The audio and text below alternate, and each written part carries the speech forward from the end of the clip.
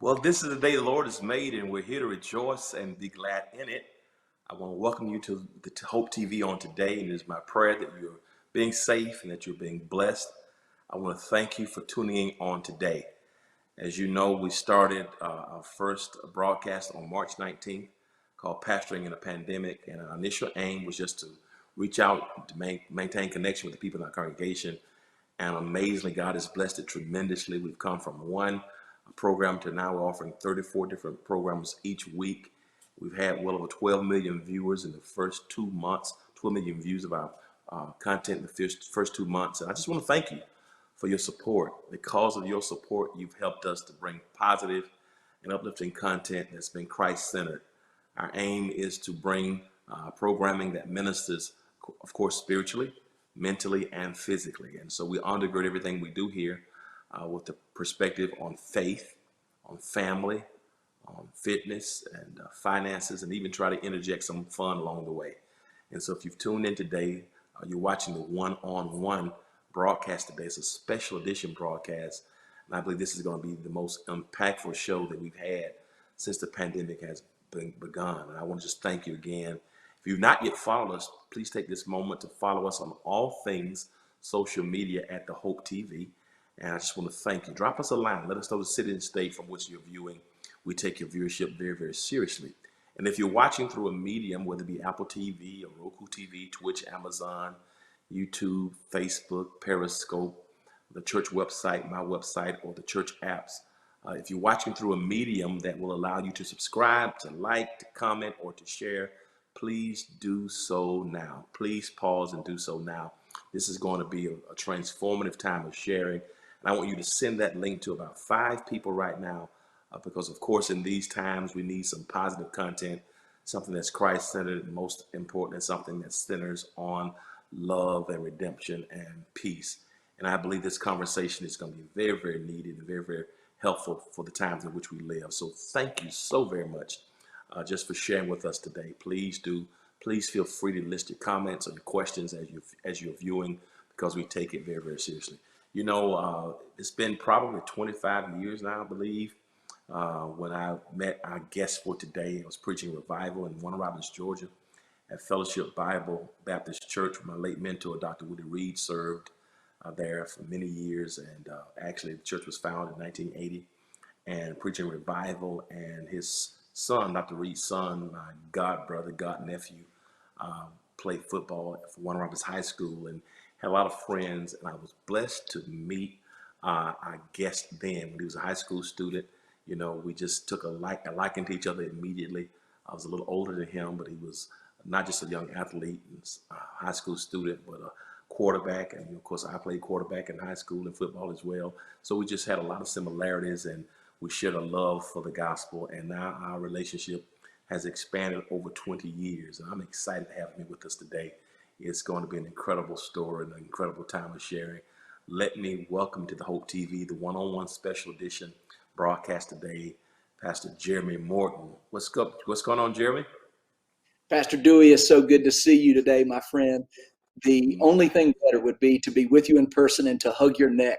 You are my longtime friend and brother, and I'm honored to see you and to speak with you today. And God bless you and your family and your ministry, and I'm honored to just share with you. I'm excited about this moment. Every time I'm with you, Dewey, it energizes me and encourages me. You have that about you, and I praise God for our friendship. It's indeed rich. And let me, if I could say this and not get emotional, one of the things I look forward to about heaven, Dewey, is the unending, unbroken circle of friendship with brothers like you that I will enjoy. When I'm with you, the time always passes too quickly, but I love every moment I get to spend with you. God bless you, Dewey. Thank you. Man, you're amazing, brother. Tell us about your journey, Jeremy. I know from high school to your early church affiliation, academic journey to where you are right now. Well, Dewey, my life is a tribute to the grace of God and to godly Christian parents and to a wonderful home church where I was raised in Warner Robins, Georgia. My parents, Gary and Jan Morton, are my heroes. They are godly. They serve full-time in ministry. And I will say that perhaps the thing God's used most about my parents is the consistency of their integrity. They're the same person Monday through Saturday that they are on Sunday. And God's used that in my brother's life and in my life to be a rich, positive testimony to the power of Christ. So I was born and raised in Warner Robins. I came to know Christ as a 7-year-old boy. Dewey, I know this is crazy, but you'll understand. When I was 14, I really sensed God calling me to be a preacher. What do you know about anything at age 14? But I sense God's hand calling me to be a preacher. And I even now can say that I'm more sure about that calling than I am my own salvation experience. Of course, I know I'm born again and I'm a child of God, but I vividly recall God calling me to vocational service at age 14. So I began to preach at age 15, 16. I played sports. I was in high school. It was a novice ministry type thing, but God used it. So I went to Warner Robins High School. I went to Bruton Parker College, which is a small Christian school in South Georgia between Macon and Savannah. During that time, we planted a church where I was in Perry, Georgia. I was there for about 13 years. God blessed our ministry there. From Perry, I went to First Baptist Church Cartersville, where I served for 5 years. During this time, I finished college. I did seminary at New Orleans Baptist Theological Seminary along the way. I began my doctoral studies, which hopefully I finished this year. I hope I'm in my last year of that. I plan to be. And now, Dewey, I'm at First Baptist Church in Woodstock, Georgia, which is just on the north side of Atlanta. And I've been privileged to be here almost 2 years. So God's been good in my life and in my ministry. The best thing about me is my wife, Carrie. She and I have been married 16 years. We have 3 children, Zeke, Mady, and Abe. And I'm grateful. My life is the story of the grace of God and good people that have encouraged me and spoken life into me all along the way. I am what I am because of the good people that have cheered me on and encouraged me and supported me. So I praise God for that. You know, it's been amazing to watch your journey. I mean, me seeing you grade from high school. I remember when you went to Bruton Parker, when you started Cross Point, you know, come and preach for you there. You know, you were preaching Yes. me at Beulah. Yes. When you made the transition, we talked about you transitioning to Cartersville, serving there, Yeah. and then going to First Baptist to be the successor of Dr. Johnny Hunt, to see the whole picture.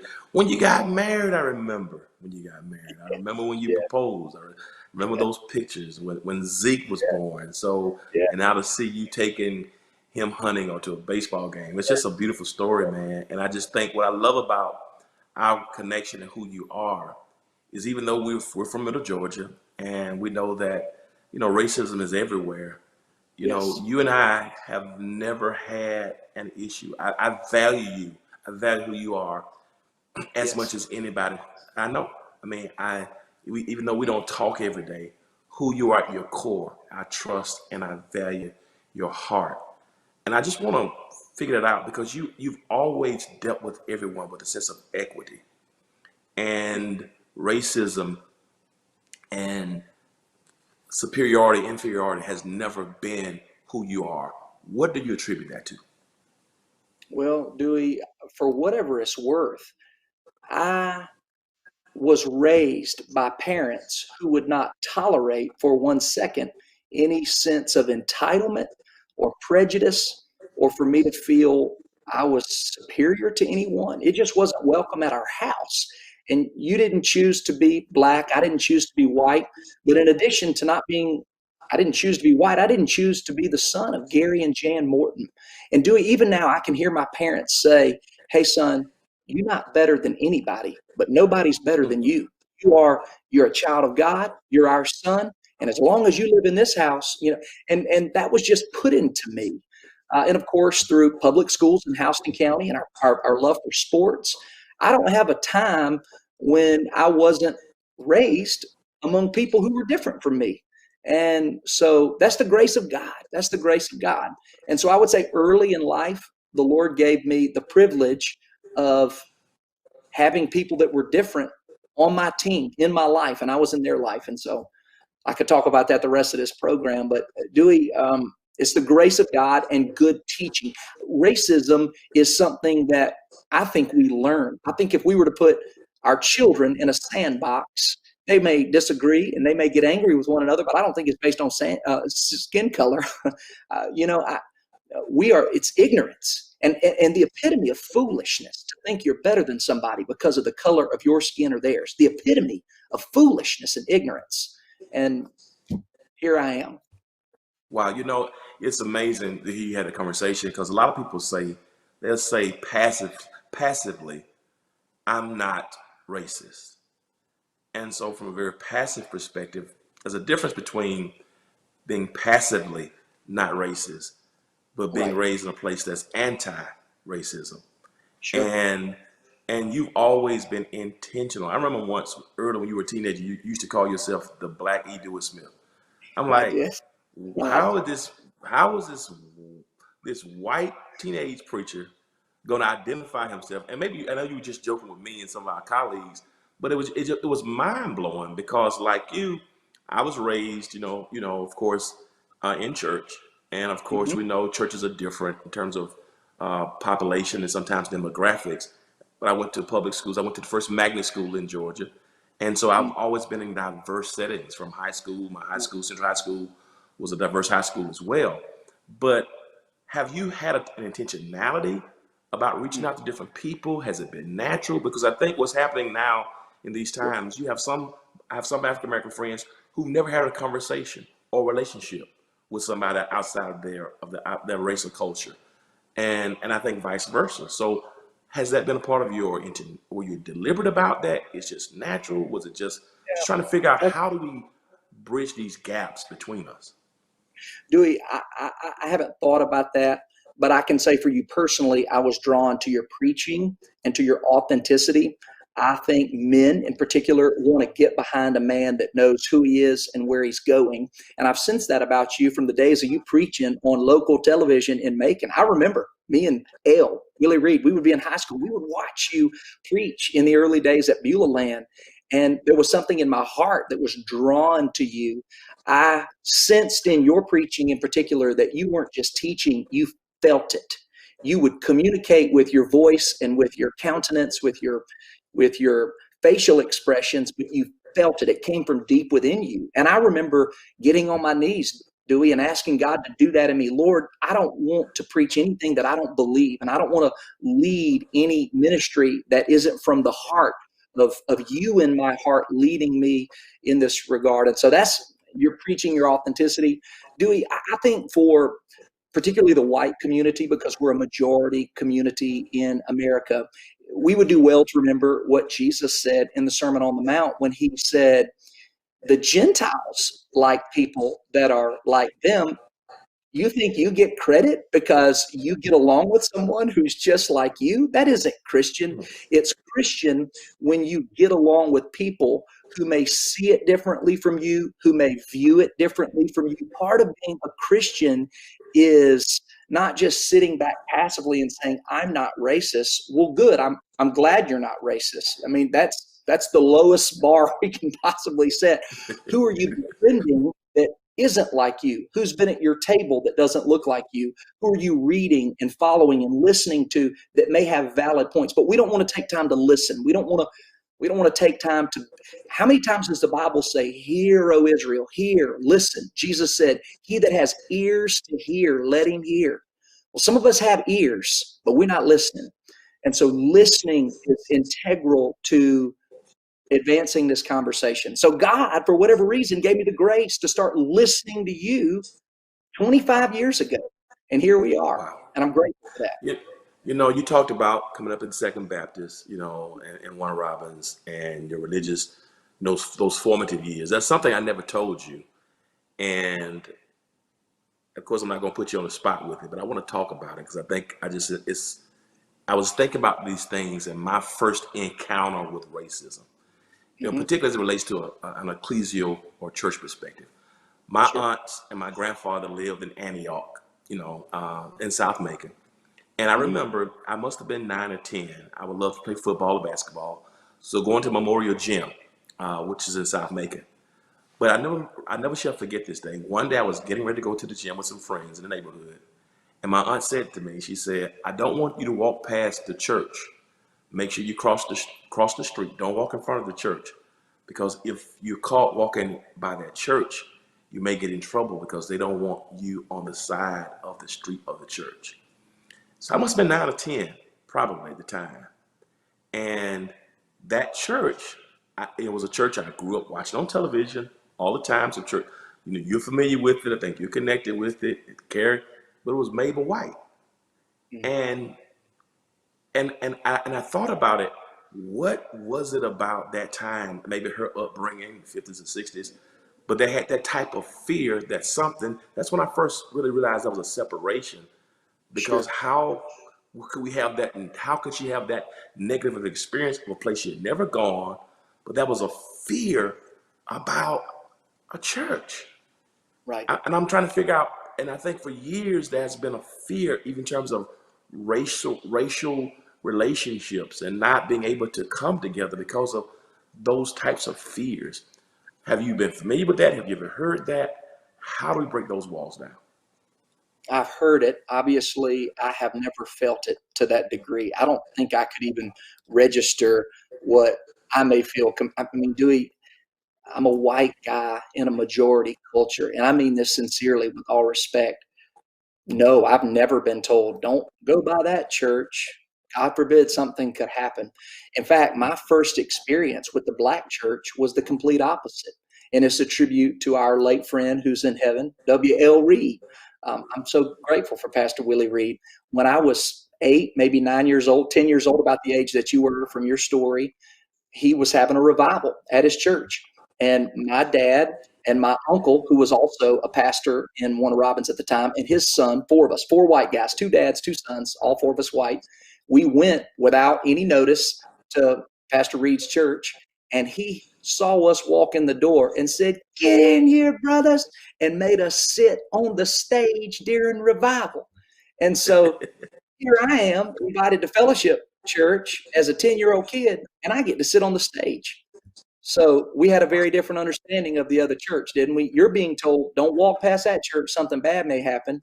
And to Dr. Reed's credit, he invited us up and celebrated us and said, you know, Elle and I, Will, his son, and I were playing basketball. So we knew each other through basketball and sports. But he saw us from the community and immediately let his church know, these are my friends, these are my brothers. Get up here, guys. And we were like, sitting on the stage, and here we are. So, You, this it's amazing to know that about you. You preached a very courageous sermon on Mother's Day, and you sent it to me a couple of weeks ago, and I had the opportunity to listen to it.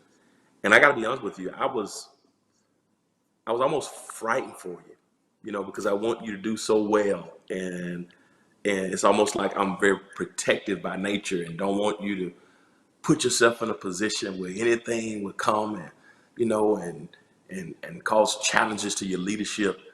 Man, how did that sermon go? What was the reception to it? Where did the impetus for that come from? Dewey, I really feel the Spirit of God put it in my heart. It wasn't the message I was planning to preach. It was completely not in my heart until about 48 hours before Sunday. I can't even remember what I was going to preach. I was in a series, and I was made aware of the tragedy in Brunswick of Ahmaud Arbery. And I'm actually personal friends with the pastor of the majority white church, First Baptist Church, Brunswick, Georgia. Good friend of mine. I texted him and said, "Man, I'm so sorry about this in your community." And he texted me back, "It's bad. This has not been handled right. Things are ugly. It's nasty." And I trust this guy's integrity. And he shared with me, and I was like, "Really?" And I just saw it trending on social media, Ahmaud, and I didn't know much about the story, but I saw Brunswick, and I just texted my friend. And then my wife actually saw the clip of Arbery's death on video. And Dewey, I still haven't watched that video. I trust her judgment. I don't like to see things like that. Maybe I should watch it and feel it even more, but I can feel it through what I read and my wife's expression anyways. And um, um, for whatever it's worth, God's done a work in my life through a guy named Christian Norman. I can't wait for you to meet Christian. He actually joined our staff April 1st, right in the middle of this quarantine. Christian is an African-American brother. He is a former football star at Michigan State, incredible man of God. Christian Norman, he's our new associate executive pastor here at First Baptist Woodstock. Just an incredible guy. And I just texted Christian and I said, "Hey, man, what do you think about this?" And he said, "Jeremy, I know it's in your heart for us to love all people. If God puts it in your heart to address this and your message, do it." And so I said, "Oh my goodness, here's Christian, who I love and trust, saying, this is not just a hot button issue in our culture right now, the tragedy of Arbery's death, but it's important to maybe make this a teachable moment. So, Dewey, long story, I got on my knees and I said, God, what do you want me to say? And the message was just the result of what I really sensed God put in my heart. Dewey, 98% of the people that watched it were so positive and so supportive. And I mean, whites, blacks, Latinos, but there were a few that objected, and they sent me very personal messages. Dewey, most of them are older white people that, for whatever reason, are from a different time and place.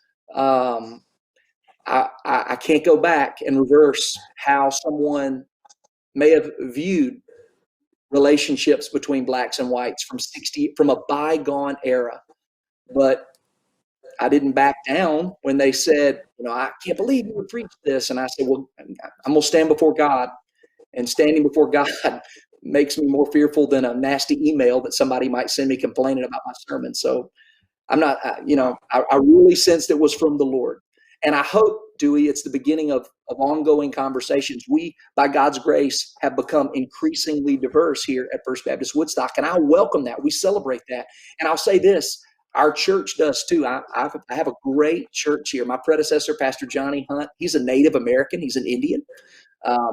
So I don't know if it was the foundation of his ministry that's prepared our church for this time to say, we welcome and celebrate that every nation and tribe and tongue that God wants to raise up from Woodstock to the world is welcome in this church. But it's happening here, and I'm grateful. You said a whole lot right there. Probably too Particularly, much. no, it's beautiful. But I want to really press this piece about,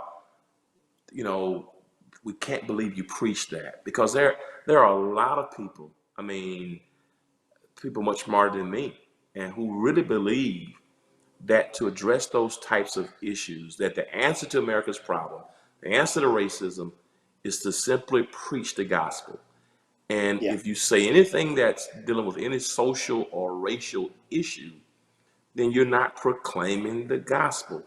Can you talk about that? Because I know the gospel is the life, the death, the burial, the resurrection, the ascension, and the second return of Jesus. I know that Christ can change the hearts of people. I believe in preaching that. I believe Christ is the hope of our salvation. But to say that because I deal with something that's racial, I'm not preaching the word, I'm not preaching the gospel. What do you say to those people who feel that? Well, maybe we should flip that script. Because of the gospel, this is what we must do. It's easy to talk about the gospel. And for whatever it's worth, this is just my personal observation. The people that talk about the gospel the most are often the people that share it the least. It's Christians in an echo chamber talking about the gospel. Well, ain't nobody being changed by it while Christians debate with one another about it. If these people who talk about the gospel and less definition of it, more declaration of it might be helpful in our culture. So all these people, the gospel compels us to go. And when we go, we share it with everyone we can. So the people that, in my church, the people that objected to the message would say this to me in private. They would say that you got political. Why do you have to bring in? And I don't view what's happened with George Floyd or Ahmaud Arbery or Trayvon Martin, or go down the list of tragedies. It's so much more than politics. It's sin, and it's anthropology, it's depravity, whatever you want. But we have to learn. We have to do better. We need God to rescue us from this as a nation. And so it's easy to sit in our homes and say, only the gospel can change someone's heart. Well, good. Well, whose heart are you knocking on the door of their heart through a cup of coffee or a lunch or a drive across town together or a walk through the park? We got to be, why I love you? Because we've been together. I'm not just seeing you from afar, and I know who you are because we spent time together. And if that would happen for all of us, how much value, how much progress can be made? And so I wanted to kind of throw the flag in the sand on Mother's Day and just say, here's what I believe, and here's where our church is going. And and call that what it was, which was out of the pit of hell. What happened in Brunswick that day was out of the pit of hell. And what happened with George Floyd is out of the pit of hell. And yes, I know sin is tragic, but Christians can't just say it's, we got to do something about it. Wow. You talk about Christian Norman, your new executive pastor there. Right. How has the reception been? Because, I mean, that's not in response. That's not knee jerk. You're not No, being reactive to the things that have happened with Arbery and Breonna Taylor right, and George Floyd. This happened, before April. So right. that was some foresight prior to Yeah. some intentionality. What led to that, brother? Well, just every card on the table. I did some demographic study in the communities around our church. We're located our main campus on Highway 92 in Woodstock, Georgia, and we're just north of Cobb County, which has become increasingly urban and multi-ethnic. And our church community is going to become increasingly ethnic and more diverse because of the neighborhoods in our community. And right now, where we are within 5 miles of our church is like 82% Caucasian, but that number is gonna go down, and the diversity number is gonna go up in the next 10 years. And I don't want to 10 years from now wake up and go, man, I need not everybody to look like me. I'm going, who can I get on our leadership team that will be ready for the communities in our city to be one to Christ? And God just put through relationship with some other guys on staff. Christian Norman, we can't say his name yet, but Dewey, I'll tell you this. Me and you can talk about anything. We have a new next generation pastor, our college minister. He's joining our staff July 1st. It's not public yet, but he's also an African-American brother who's joining our teaching team. He'll also be on our teaching team. So I, I just really believe God put it in my heart to surround myself with people who believe just like you and I believe, but they don't look just like Jeremy Morton looks, and they don't necessarily think like Jeremy Morton thinks, which is a good, healthy thing. I believe in the plurality. I'm the leader, but I believe, like Jethro told Moses, you try to do all this by yourself, you're going to be in bad shape. I need to have people around me on the team that their strengths complement mine. And part of that is where we're from and how we were raised and how we think and who we can reach. And so here we are. Wow. But here's the thing, it's so organic for you. Some people having to do this, and it's difficult to be Yeah. reflective because sometimes people say we're multi-ethnic or we're multicultural because they have a few people in the choir, And it's, or on the worship teams. But when you're talking about the sharing of power and the giving of opportunity is so huge and so novel, particularly when you think about a Southern Baptist church. When you look at the history of Southern Baptists, who would have ever imagined that a Southern Baptist church will be this thoughtful and this reflective and this concerned about representing the entire community? It's just, I'm not shocked. And I know Dr. Hunt's ministry, but with you doing this so soon, it's just absolutely mind blowing for me. well, I praise God for the support of the people. I got a lot of people praying for me. Dewey, I hope, I think God's going to do what he wants to do with or without me. I just want to be in on it. Mm, I sense my God. he's going to do a special work, just like he's doing through House of Hope. What a special work. There's an anointing on your ministry. I feel like God's given us an anointing too. And whatever he wants it to look like, my yes is on the table. I put my yes on the table when I said I would come Mm, here. God's the one that's writing the story. I just got to be faithful. And so I'm looking for faithful men and women to join the team. And we don't say, hey, what color are they? And Christian has been so good in private conversations with me about helping me learn, Dewey. He asked me at our first meeting almost a year ago, and I said, I really am sensing I'm drawn to you. And why do you just want to have a black guy on your staff? And I said, wow. what would make you think that about? And so and he explained to me what tokenism is and how if it's just a head Wow. nod, I'm not interested. But if it's a heart Wow. connection, partnership, I'm interested. And I said, I want my children to grow up in a church, and I want my children to know their father as a pastor who is a kingdom man, who is kingdom minded. When I say I want to be faithful, and every nation and tribe and tongue represented, it's going to be represented in heaven. What will God make it look like in my church? I mean it. I really mean it. You know, it's amazing that you guys had those conversations. We had breakfast some years ago. I never shall forget. Yeah, I think we were for Forsyth. I think you were still in, yeah, you may have still been in Senegal at the time in Perry, yeah, and yeah, we were yeah, talking. I think it's during the election or something maybe, yeah. and we were talking about the Tea Party Mm-hmm. and its Christian origins, and you were like, you know, things have gotten, somewhat liberal, and we talked about those things because Yeah, I'm not given to one party. We'll talk about that later in a right. moment, but you said something about, yeah, they want to take the country back. You remember that conversation?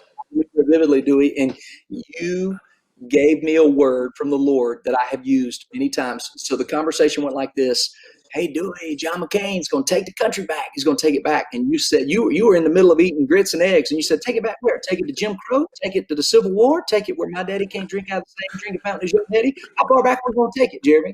And I mean, I dropped my fork. Uh, wow, I never thought about that. So the verbiage and the language of, man, take the country back. As a white guy, I'd never even thought of that. But you saw it differently, and you helped me. And let me say this: since you said that, I've been careful about when I speak about the good old days. Well, good old days. Who are we talking about? Good old days is a very subjective term, isn't it? So good for who? Good when?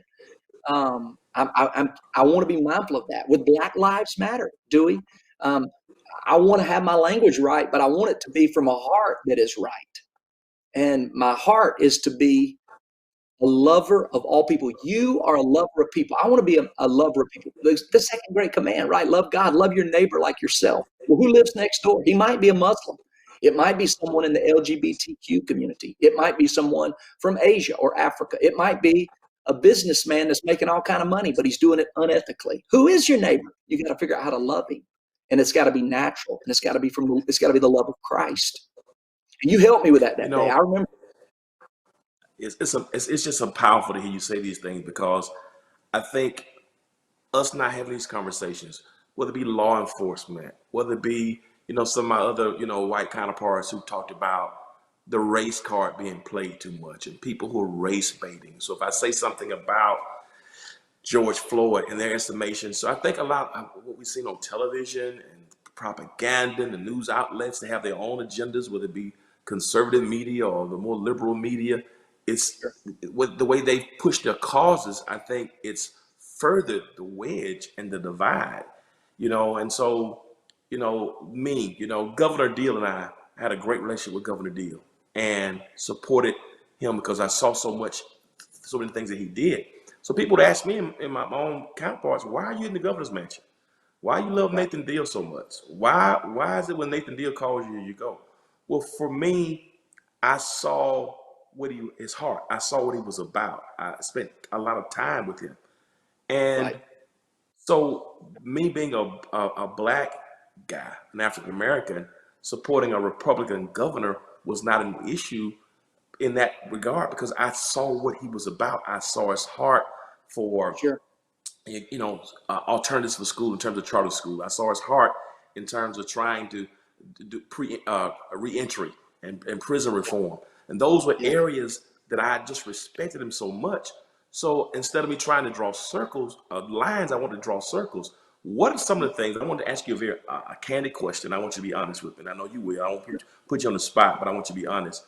What are some of the things that you heard from that 2% in your church, or other white friends, things that they feel that those of us who are African Americans who may be loud about or vocal about, what is the thing that keeps some of your counterparts from connecting to us? 'Cause I want to hear that. I told you about the Yeah. piece with taking the country back, but I want to, because it goes both ways.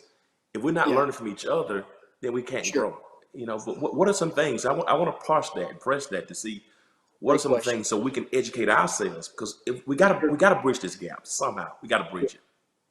Well, Dewey, I think many white Christians, I can only speak for my own tribe, but many white Yeah. Southern Baptists, they have a misguided understanding of the kingdom.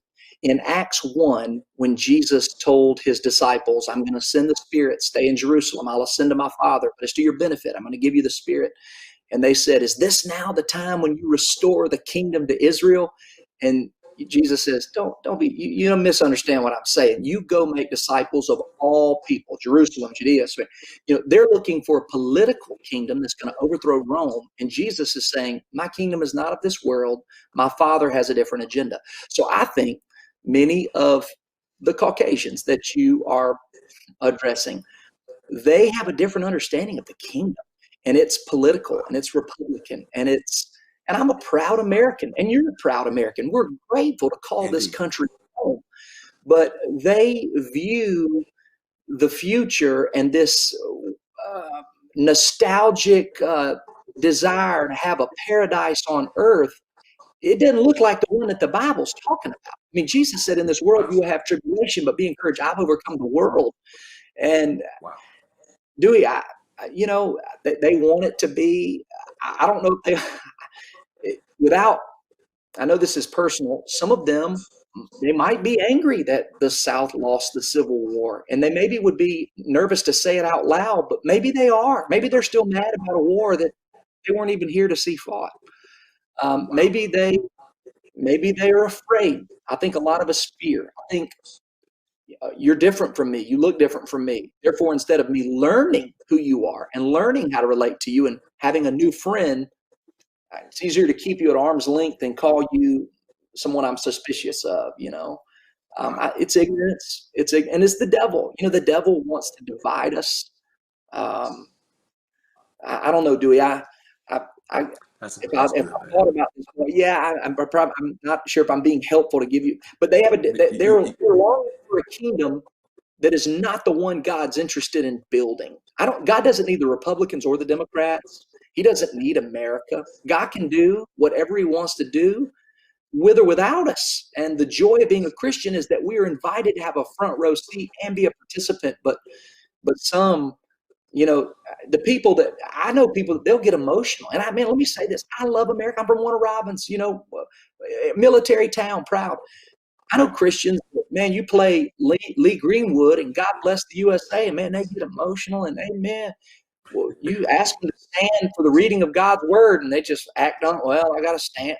Whoa, you'll stand for the president, you'll stand for the flag, but you're not standing for Jesus, and we see it, we see it. You see it, and I see it too. But only it's disappointing to learn it about people that I thought we'd come further than this, Dewey. That's what I guess.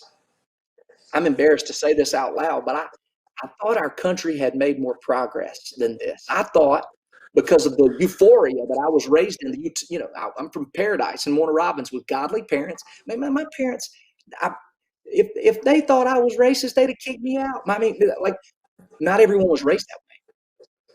That's true. And I didn't choose my parents. It's the grace of God. But I'm 38 years old going, I'm shocked that we still have adults who can drive and vote and go to the grocery store. They really think they're better than someone because of their skin color. God help us. God help us. But it exists. You're right. I think what has happened, and for me, and I don't know, a couple of things. I do think that there is a fear of the country, getting away from its Christian origins, and again, even that's subjective, as you said earlier, because people say, okay, America's a Christian nation, found on Christian principles, but we all have to admit, can't sanitize the reality that a lot of things that America has done haven't been necessarily most Christian, and Right. So what happens is, so somebody like me, who's from an urban community, raised, and you see the things that are happening from a policy perspective. And so for me, I'm very moderate. I'm very open. I'm not given to one party. So what happens, I think politics have destroyed, I think a couple of things. Number one, I think some people are afraid of the country.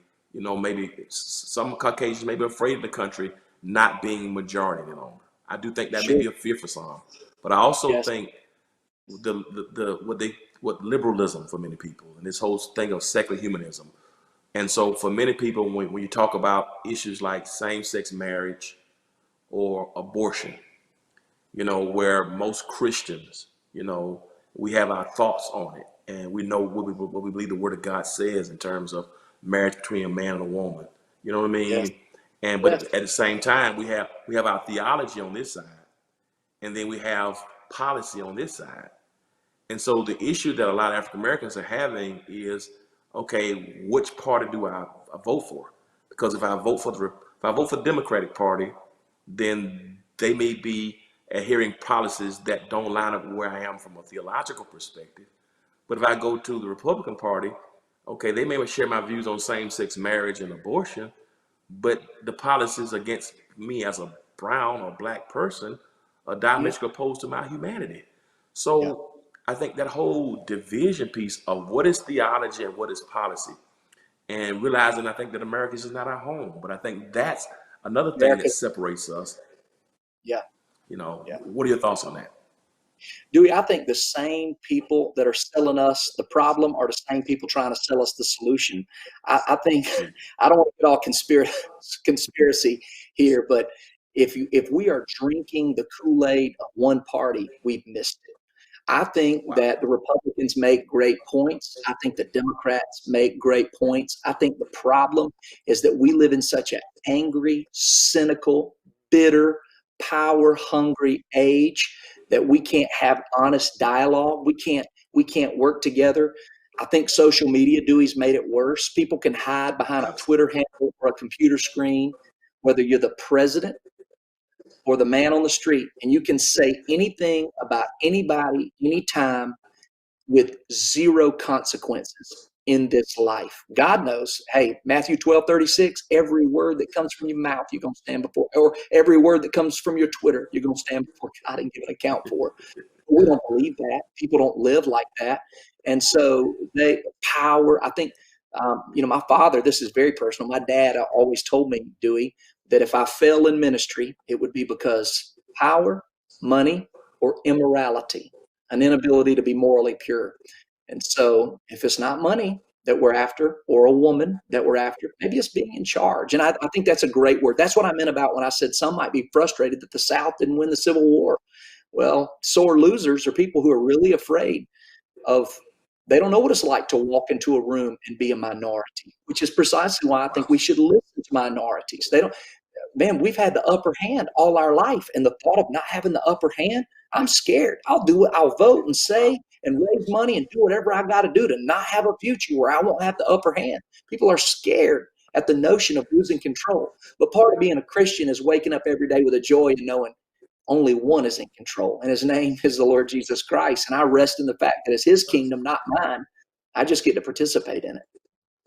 Wow. Man, I love you so much, man, and I can't wait till this thing subsides with COVID, so we can go to the football game because we haven't caught a game in a while. Because Zeke and I, we Love went to call the it. Falcons game a couple years ago. Yep. And you get ready to start back worship. You haven't been in public worship since March. You're That's going right. back this weekend. Tell us about how that's been and what kind of steps have you taken? Because a lot of pastors trying to figure out how do we Yeah. prepare. What kind of recommendations do you give in terms of preparing to go back in? So what is that going to look like for you this weekend? Well, Dewey, I'll say this. We started preparing about 6 weeks ago, not knowing when we could come back, but we have circled June 14th as the date. And I'll tell you, we have a lady on our leadership team here. Her name is Monique Johnson. Again, I know this is so personal, but I just feel freedom with you. Monique is a black woman, and she's on our lead team. She is one of the most intelligent and gracious and sharpest people I've ever known. She was the leader of our Thrive ministry, which is our ministry to people with special needs. She March 1st, long before we knew about COVID, assumed a new role here on our leadership team where she's the director of connections. Her job is to help us assimilate people. So when we now go, how are we going to get back to church? Well, naturally, that's Monique. She's speaking into that and she's leading it. And do we hear? That's a long story to say. It's interesting how I'm a preacher. I'm just ready to get back to church. I'm ready to see the people and preach Right. and do what we do. Church equals fellowship. Church equals togetherness. But God has used Monique to help me be cautious and to help me see it She's a female and she's Black. So she sees it differently than I do. And she's able to be an advocate for the minorities in our church and in our community to say, we gotta be careful. So boil that down to simple protocols of, man, we have sections that'll be closed. We have masks available. We got hand sanitizer everywhere. We have distancing between, we pre-registered online, so we know the number to expect, which is crazy. Who thought you'd ever reserve your seat for church? But we're going to do that for a period of time to just, not because we'll turn anyone away at the door. We would never do that, but it gives us an ability to prepare for X number of people in the room and how we need to space them around the building. But even here, at First Baptist Woodstock, it wasn't a bunch of old white guys deciding that. Monique Johnson has spoken into that process like a true professional, but as a Christian sister that was able to bring things to the table that it would have been different if it would have been a bunch of old white men deciding this. You following me? So I've seen that. I've lived the value of diversity on my team. And that's a team I'm grateful God's building here. You've been that kind of guy. You've championed, you know who you are, and you're willing to work with people who are different from you. The more that happens in this country, the better we will all be. Hey, Dewey, a rising tide lifts every boat in the harbor. Black boat, white boat, Republican boat, Democrat boat. A rising tide lifts every boat in the harbor. Can we not think of policies that benefit all God's people in America? Can we not get there? That's what I long for. And I'm excited about June 15th. I got to give you shorter answers on our next one, man. I'm sorry. No, not at all. This is absolutely splendid. I couldn't wait to have this conversation. I'm going to let you go, but I want you to tell us. I don't know if you remember that Mother's Day sermon, but just by way of encouragement, as we get ready to bring this one to a close, I want you to, if you can remember some of the tenets of that sermon, just as words of encouragement, inspiration to those who are watching. I'm gonna give you that final word to share, just some excerpts of that message. Well, I remember it was called Motherhood and the Grace of God. That's what God put in my heart. And I talked about, imagine if you were the mother of Ahmaud Arbery today. Imagine this Mother's Day with your son no longer with you. And I really made it an appeal to white people to pause and to lament and to be willing to mourn on behalf of Ahmaud Arbery's mother. And I mentioned two other mothers as well. But I talked about how white people need to realize this is not a time to say, well, let's let justice run its course. Well, I mean, of course, we all want justice, but the optics of this are so disappointing. There's a time to stand up prophetically and say justice won't happen if we don't demand it and call for it as a people. The system is what's broken here, and we need to courageously, but with Christ-like love, protest a system where this could happen in this country. And so, I mean, that was what was in my heart that day. Is still in my spirit, Dewey. I pray that through friends like you and Pastor Christian Norman, who's on our team, we're going to have a series of online dialogues. I'm going to interview Christian a few times for our people. Again, First Baptist Woodstock is majority Caucasian, but now our staff, we have two people on our lead team that are not Caucasian. So I'm going to begin to do a series of talks with them in front of our church about, Christian, tell me, when you say Black Lives Matter, what does that mean? Help me understand it. Christian, tell me what it's like to be a first grader walking into a public school room where most of the kids don't look like you, and how few of the people in this room have felt that. Things like that. So Dewey, I'll end where I start. It's back to you. The best preaching is the preaching where the preacher is preaching from the overflow of something he feels deep inside of him. The worst preaching, the driest preaching, the most awful preaching is a lecture-based intellect. Oh, tell me something that you've lived. And I'm living in my community a desire to be a kingdom man, seeing God's kingdom come for all people. And that's what I preached on Mother's Day. Jeremy Morton, man, you're just an incredible human being. Get out of here, man. Well, no, man, I'm not. I don't blow smoke, man. I'm gonna tell you the truth, and I appreciate you. And I'm honored to call you friend. I'm honored to see what God is doing in you and Carrie's life, and to see the man, the husband, the father, the preacher, the pastor and just the human being you are, man. And I thank God for you. I thank God for our friendship. 25 years, man. Almost 25 years. And I thank Crazy, God isn't it? for you, man. So thanks for Thank you, thanks Pastor. for thanks for sharing today, man. I look forward to hearing what you're gonna preach on Sunday. I'll be tuned in.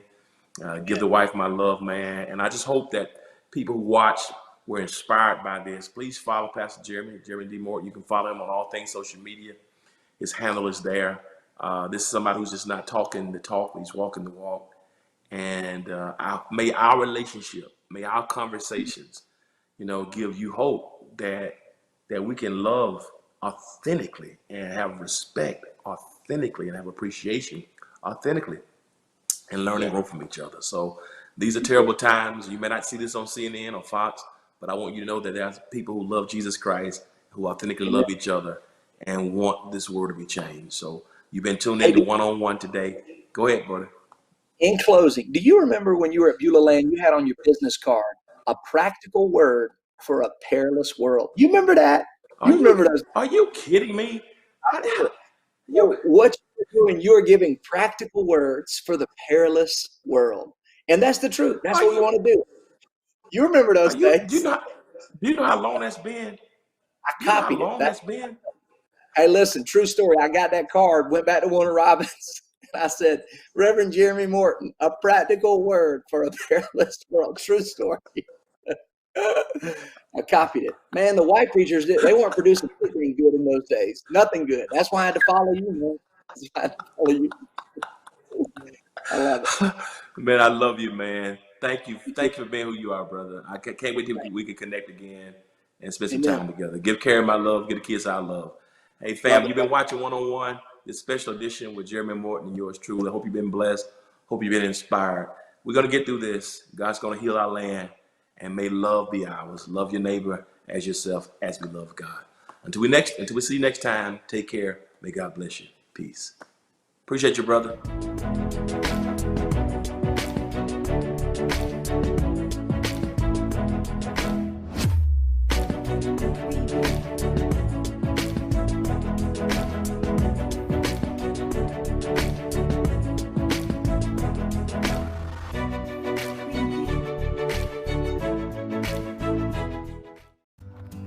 We told them the smear ads were coming, and that's exactly what happened.